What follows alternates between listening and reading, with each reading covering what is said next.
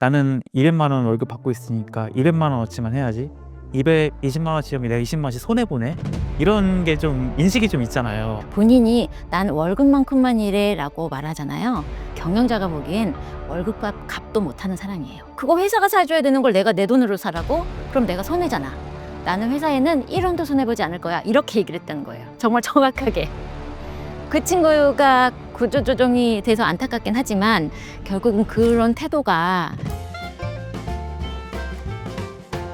네. 그 책에서 이제 커리어 피보팅의 시작이 호기심에서 비롯된다고 하셨어요. 이제 그 얘기는 이제 내가 지금 A라는 직무를 하고 있다고 하면은 내가 이제 A라는 직무 외에 다른 것에 호기심이 가면은 그거와 이제 결합될 가능성이 크다는 얘기인 거죠. 네, 그렇죠. 지금 늘 하는 일, 늘 있는 일들의 선에 갇혀 있지 마시고 그 선을 한번 넘어보셔야 돼요.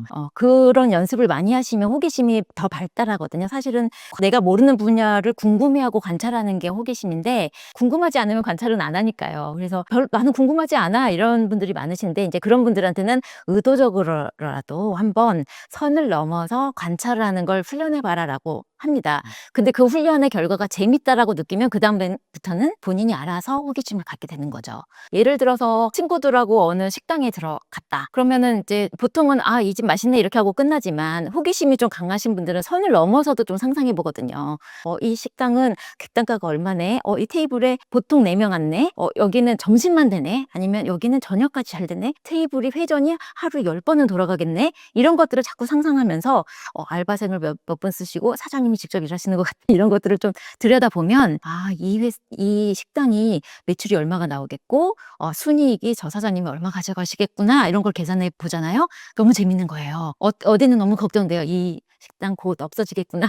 그렇게 선을 넘어서 나랑 전혀 상관없는 일에도 조금 호기심을 갖고 관찰하시고 자꾸 생각을 해보시면 새로운 게 보이고 거기서 또 피보팅의 씨앗을 찾으실 수 있다. 근데 그 호기심 그조차도 아까 말씀하셨던 내 일에 대한 주인의식이 없으면은 주어진 일만 하고 끝낼 거잖아요. 그러니까 기본적으로 내가 지금 하고 있는 일이 내가 그냥 돈 받기 위해서 하는 게 아니라 정말 내게 주어진 일이고 내가 책임감 있게 일을 할 때 그런 것들이 생길 수 있겠네요. 그렇죠. 본인한테 일이 어떤 의미인지는 정말 잘 생각을 해보셔야 돼요. 그래서 제가 커리어 이직을 하시는 분도 그렇지만 지금 현직에 있으면서도 어떻게든 발전하고 싶어요. 저도 피보팅을 뭔가 하고 싶어요라고 하시는 분들한테 가장 오해하지 말아라 라고 얘기하는 게 커리어는 서칭하는 게 아니라 디스커버링 하는 거다. 네 안에 이미 답이 있다. 그 답을 자꾸 디스커버링 할 생각으로 나를 자꾸 탐구를 해야지 밖에서 SK 하이닉스가 어느 직종이 돈을 많이 번대. 근데 나는 흥미랑 재능도 하나도 없으면서 유튜버가 돈을 많이 번대. 이렇게 하면서 계속 새로운 걸 도전하면 그건 커리어 망하는 지름길이죠. 본인을 잘 알아야 돼요. 내가 흥미가 있고 내가 재능이 있고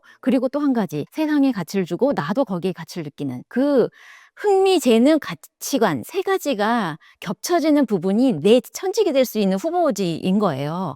예, 그거를 잘 디스커버링 하셔야지 밖에서 남들이 잘한다고 그걸 따라 하시면 안 된다. 그렇게 말씀드리고 싶어요. 그럼 현실적으로 이런 거 있을 수 있잖아요. 예를 들어서 내가 흥미와 재미와 가치관은 뭐 예를 들어서 식품에 있는데 뭐 아주 그냥 비약적인 가정을 할게요. 그냥 SK 하이닉스 갑자기 나보고 오래 아니 뭐 기사 보니까 막 성과급만 3억 준대 막 이러니까 막 와 그러면 이게 연봉 차이가 엄청 나잖아요. 그럼 작가님 말씀은 내가 그렇게 연봉이나 그런 이제 돈을 쫓지 않고 디스커버링을 해가지고 흥미나 재미, 가치관을 쫓아갔을 때 이게 시간이 지나서 5년 뒤, 10년 뒤, 15년 뒤에 가서 내가 이제 퇴직할 때쯤 뒤돌아보면은 내가 그때 포기했던 물질적 보상을 다 받을 수 있나요? 현실적인 문제죠. 일단은 SK 하이닉스에서 스카웃을 받을 정도로 본인이 능력이 있으면 재능이 없을까요? 네, 본인이 분명히 재능이 있으실 거고요. 본인이 재능을 발휘하는 그 순간에 본인도 알아요. 자기 효용성을 느낀단 말이죠. 자기 효용성을 느끼면 뇌에서 도파민이 너는 지금 즐거운 행동을 하고 있어라고 자꾸 신호를 주기 때문에 흥미가 당연히 따라옵니다. 그래서 저는 그렇게 좋은 회사에서 좋은 연봉을 제시하면서 스카웃 받는 분들 흥미, 재능, 가치관 겹치는 부분에 분명히 그 직업이 있을 거라고 생각해요. 있을 거다. 네. 야, 있을 거다 하니까 더 어려워지네요. 왜냐면 사람은 합리화를 하잖아요, 이제 막. 본인이 아닐 거라고 생각했을 뿐이지 사실 말씀드렸듯이 그렇게 좋은 회사에서 나를 스카우트할 정도인데 내가 재능이 없다고 누가 얘기를 하겠어요. 객관적으로는 재능이 있는 게 맞거든요. 그런 기회라면 가셔야죠. 네. 을 모르고 있는 거예요. 내가 이 정도의 나의 시장 가격이 나의 시가가 3억인데 본인이 모르고 있었던 거예요. 한 5천 정도로 자기가 본인을 후려치기 하고 있었던 거죠. 그 혹시 이제 커리어가 좀 내가 꼬이거나 망하기 시작할 때 나타나는 신호 같은 것도 있을까요? 어떻게 보면 저는 두 가지를 좀 보시라고 얘기하는데 조금 두 개가 완전히 반대되는 얘기일 수도 있어요. 하나는 제일 잘 나갈 때, 정점에 이르렀다고 생각할 때, 그 말을 반대로 얘기하면 성장이 멈춘 걸 수도 있거든요. 이제 성장할 만큼 한 거예요. 올라올 때까지 올라온 겁니다. 그러면 그 다음에 없을 수 있다. 한번 잘 봐라. 그 신호를 어떻게 체크하냐면 보통은 1년 전하고 지금의 오늘하고 1년 동안 새로 배운 게 하나도 없다. 그러면 약간 시그널이에요. 그리고 우리 직장에서 지금 나보다 더 성장한 선배가 없을 경우, 내가 아직 저 선배한테 더 배울 게 있어, 이런 선배가 없는 거예요. 내가 제일 잘 나가 우리 회사에서.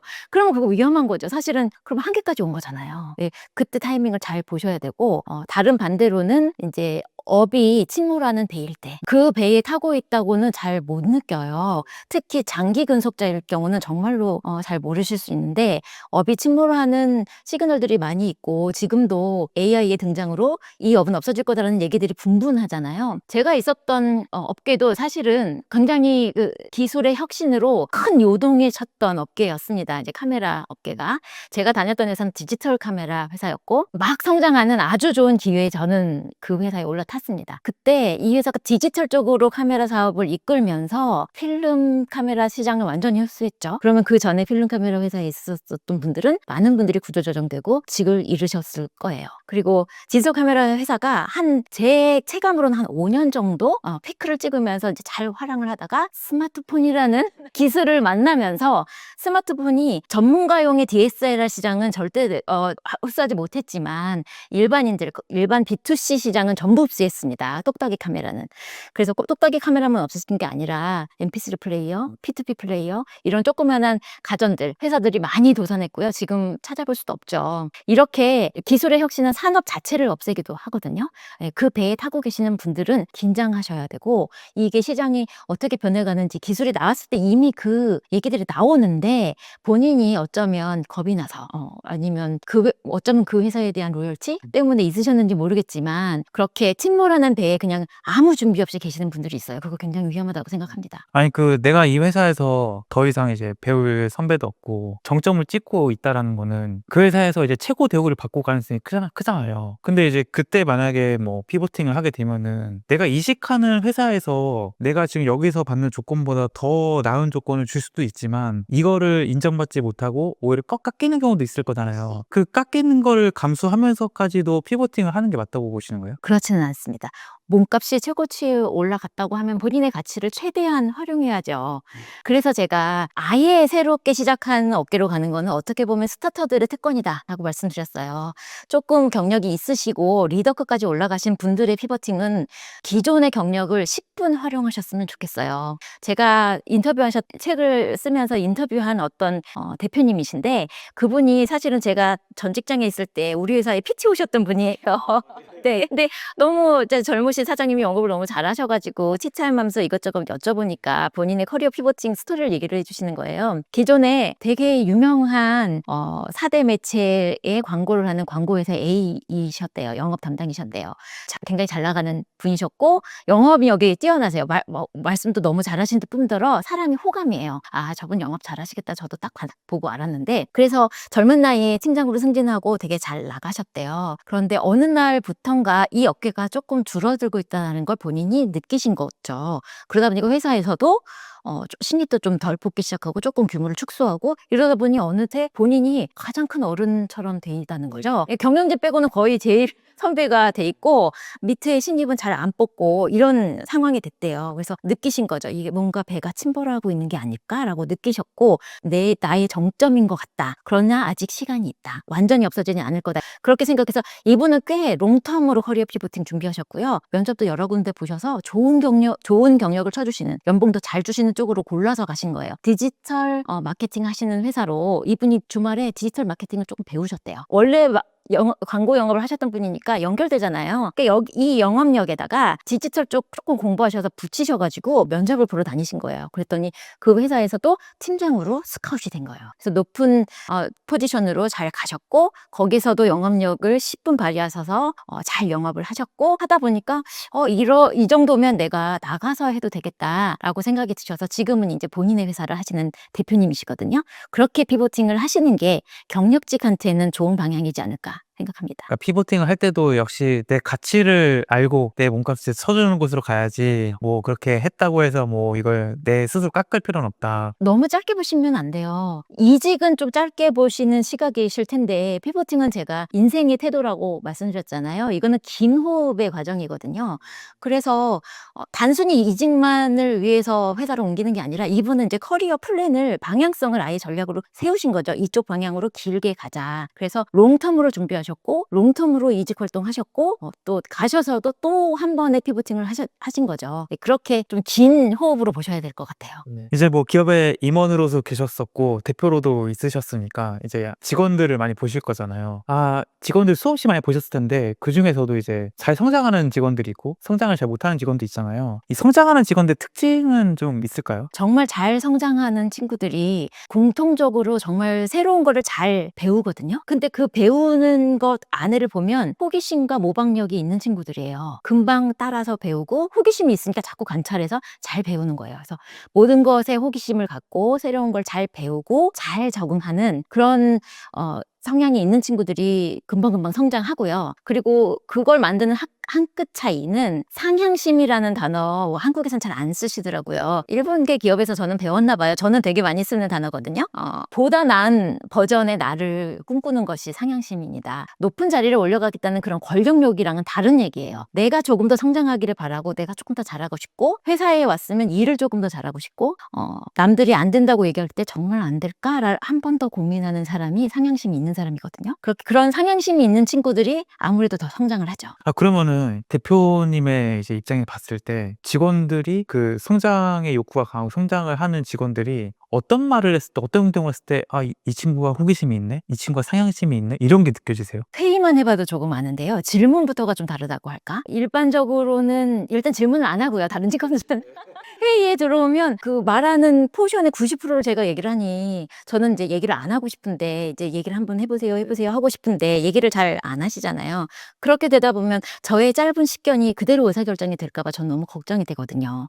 그래서 실무를 하고 있는 이 전문가들의 이야기를 듣고 싶은데 말씀들을 잘 안 하시고요. 근데 이렇게 성장하는 친구들은 조금 얄밉게 얘기하면 기본적으로 나댐이 있습니다. 좀 나대요. 그리고 자꾸 물어보고 질문하고 회의가 끝났는데 회의 끝나고도 의문이 남잖아요. 그러면 저 죄송한데 한 가지만 더 여쭤봐도 돼요 하고 끝까지 남아서 한 가지를 더 여쭙고 가는 친구들이 있습니다. 네, 그런 성향들을 보면 저 사람 상향심 있고 호기심 있구나. 조금 다른 직원들하고 다르구나 이런 생각이 들죠. 그럼 이제 요즘에 이제 MZ들이 뭐 많이 얘기하는 게 이제 나는 200만 원 월급 받고 있으니까 200만 원어치만 해야지 220만 원치면 내가 20만 원씩 손해보네? 이런 게 좀 인식이 좀 있잖아요. 그런 인식이 사실 합리적으로는 맞아 보여요. 내가 1000만 원 주면 1000만 원씩 일할 텐데 너가 뭐 내 가치를 모르고 200만 원 주니까 나도 200만 원쯤 하는 거야. 그게 진짜 내가 한 치도 손해보지 않겠다. 이런 마인드인 거잖아요. 이런 마인드는 이제 작가님의 입장에서 어떻게 보이시는지 궁금해요. 사실 경영자가 대표님이 그거 모를 것 같죠. 근데 다 보이거든요. 저 친구는 회사에 일도 손해보기 싫구나.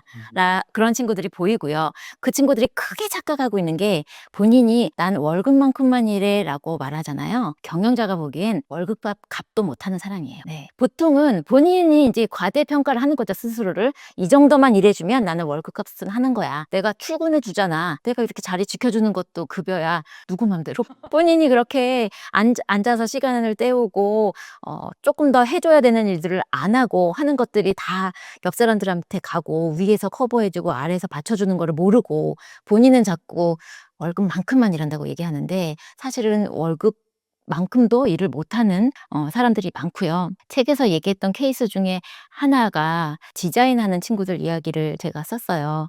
거기에 3명의 디자인팀이 있었는데 회사가 어려워지고 또 AI로 요새는 디자인의 초안을 많이 잡기 때문에 3명까지 필요가 없어지니까 회사가 1명만 남기고 디자이너들을 구조조정하겠다고 선언을 한 거죠. 그때 살아남은 1명은 이제 제가 직접 아는 후배였고, 그 친구는 AI가 이렇게까지 발달하기 전부터도 계속 디자인 공부를 하고 다니고 주말에 공부도 더 하고 필요하다고 하면 툴 같은 걸 본인이 직접 사서 써보고 하다 보니 AI가 아주 초기일 때부터 정말 잘 활용하는 사람이었어요. 그러니까 이 사람이 업무 효율이 너무 높을 거 아니에요. 다른 3명의 디자이너들을 확인해 봤더니 같은 업무 시간에 이 친구가 3배를 치는 거예요. 그러면 사장님 입장에서는 누구를 남기겠어요? 이 친구를 남기겠죠. 그래서 이 친구는 살아남은 사람인데 나머지 2분 중에 1명이 이 살아남은 친구하고 굉장히 가까운 동료였답니다. 그래서 이 친구가 가까운 동료에게 아주 초반부터 회사가 위기이지 않았을 때부터 나 이 툴 써서 이렇게 해보니까 시간 정말 빨라져. 얘 되게 똑똑해. 얘가 초안 잡아주면 네가 조금만 리터치하면